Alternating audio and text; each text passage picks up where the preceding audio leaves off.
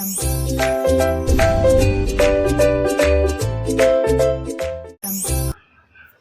everyone, welcome to my channel Chemistry SR. Those who are new here, myself Subbarayudu, I teach chemistry in simple way. If you are interested, keep watching. In this session, we are going to discuss about one textual question related to coordination compound chapter. So 12th class chemistry or intermediate second year అందులో coordination compound chapter లో మనకు violence bond theory పైన ఒక 2 marks question ఉంది, textual question. అదేంటో చూద్దాం, ఎగ్జామ్స్కు important, రేర్గా అడిగే ఛాన్స్ ఉంది.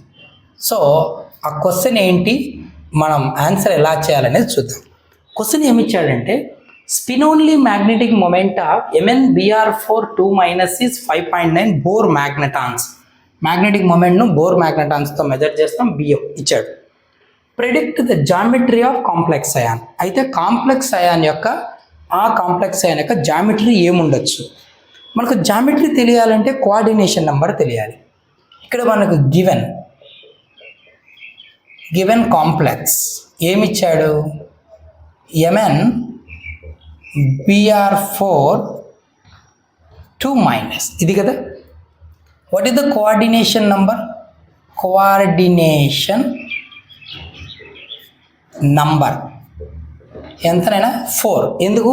4 లైగెండ్స్ ఉన్నాయి, MnBr4 2-. సో 4 లైగెండ్స్ ఉన్నాయి, బ్రోమైడ్ లైగెండ్స్, అంటే కోఆర్డినేషన్ నంబర్ 4 లైగెండ్స్తో బైండ్ అయింది. కోఆర్డినేషన్ నెంబర్ 4 ఉన్నప్పుడు మనకు 2 ఆప్షన్స్ ఉన్నాయి. ఒకటి ఏంటంటే, if the hybridisation is sp3 the geometry will be tetrahedral.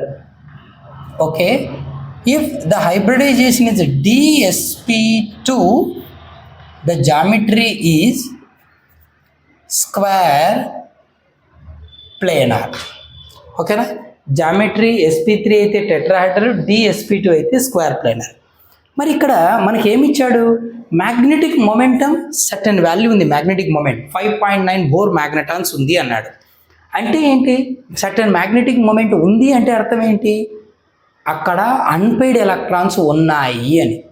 Inner ఆర్బిటాల్స్లో unpaid electrons ఉన్నాయి, అది కూడా 5 అన్పెయిడ్ ఉన్నప్పుడే 5.9 బోర్ మ్యాగ్నెటాన్స్ వస్తుంది. So unpaired electrons are there which are 5 in number. అంటే ఇక్కడ గమనించు, ఇది రాయక్కర్లేదు, బట్ మన ఐడియా కోసం, మ్యాంగనస్ ఇక్కడ ఆక్సిడేషన్ స్టేట్ ఎంత అంటే 4 ఉన్నాయి కదా, Br -4, x -4 = -2, x = +4 -2 అంటే +2, అంటే మ్యాంగనస్ +2లో ఉంటుంది. 4s2 3d5 యాక్చువల్గా +2 అంటే ఈ 2 ఎలక్ట్రాన్స్ వెళ్ళిపోతాయి, 4s0 3d5 అంటే Dలో 5 ఎలక్ట్రాన్స్ ఉండాలి. 1 2 3 4 5 1 2 3 4 5 అంటే so 5 unpaired electrons are present. So 5 unpaired electrons ఉన్నాయి అంటే ఇన్నర్ ఆర్బిటల్స్ ఇన్వాల్వ్ అవ్వవు. 5 unpaired electrons are present, nothing but no inner orbitals are involved, only outer orbitals are involved in hybridization and in bonding.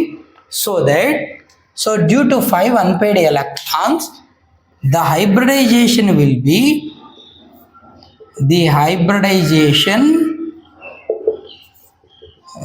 be sp3 and the geometry